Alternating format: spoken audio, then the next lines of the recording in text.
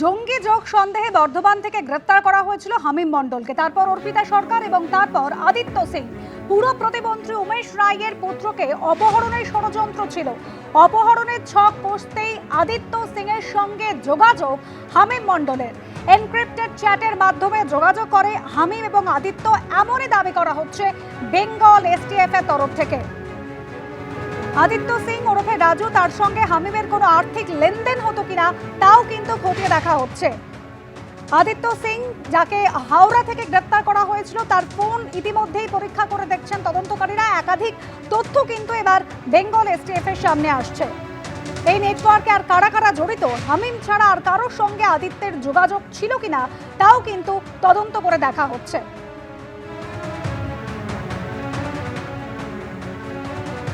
জঙ্গি যোগের অভিযোগ, ধৃত আদিত্য সিং এর ফোন পরীক্ষা করে দেখছেন তদন্তকারীরা এবং সেখানেই কিন্তু যে তথ্য সামনে আসছে যে অপহরণের ছক কষতেই আদিত্য সিং এর সঙ্গে যোগাযোগ করেছিল হামিম মণ্ডল।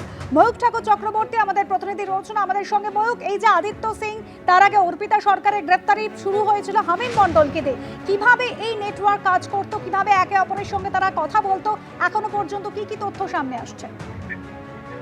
দেখো অনুষা, যেটা জানা যাচ্ছে যে এই হামিম মণ্ডল যে প্রথম অ্যারেস্ট হয় বর্ধমানের রেনেসা টাউনশিপ থেকে, আর থার্ড অ্যারেস্ট হচ্ছে এই আদিত্য সিং। আদিত্য সিংকে হামিম মোটামুটি ডিপ্লয় করেছিল এই হাওড়ার যিনি বিধায়ক, রাজ্যের পুরো প্রতিমন্ত্রী, তার ছেলেকে যে অ্যাবডাকশন বা অপহরণের যে করার যে কেস, তাতে একটা কনস্পিরেটর ছিল হামিম, এবং তাতেই কিন্তু একে ইউজ করা হয়েছিল এই আদিত্য সিংকে। এবং আদিত্য সিংকে কিভাবে অপহরণ করার পরিকল্পনা করা যায়, এই যাবতীয় যা কিছুর জন্যই তাকে ডিপ্লয় করা হয়েছিল। এবং এই যাবতীয় ইনস্ট্রাকশন সেগুলো এনক্রিপ্টেড যে অ্যাপ তার মাধ্যমে হয়েছে।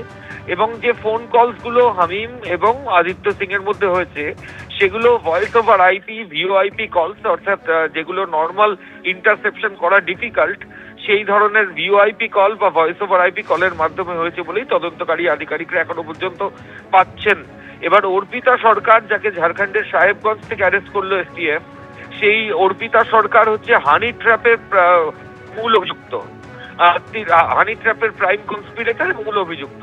কিন্তু এই আদিত্য সিংকে কিন্তু পুরোপুরি ডিপ্লয় করা হয়েছিল যে এই উমেশ রায়ের ছেলেকে, অর্থাৎ রাজ্যের পুরো প্রতিমন্ত্রীর ছেলেকে অপহরণের পরিকল্পনা, সেটা কিভাবে বাস্তবায়িত করা যায় তার জন্য এই আদিত্যর ফোন এক্সামিন করে এই তথ্যই কিন্তু বেঙ্গল এসটিএফ এর আধিকারিকরা পেয়েছেন। এখন এসটিএফ যেটা দেখছে যে এর জন্য আদিত্য কোনো টাকা পেয়েছিল কিনা, আর যদি পেয়ে থাকে তাহলে সেই টাকা হামিমকে কেউ ফান্ডিং করেছিল কিনা, অর্থাৎ পাকিস্তান থেকে এই টাকা এসেছিল কিনা, এটাই খতিয়ে দেখছে এসটিএফ।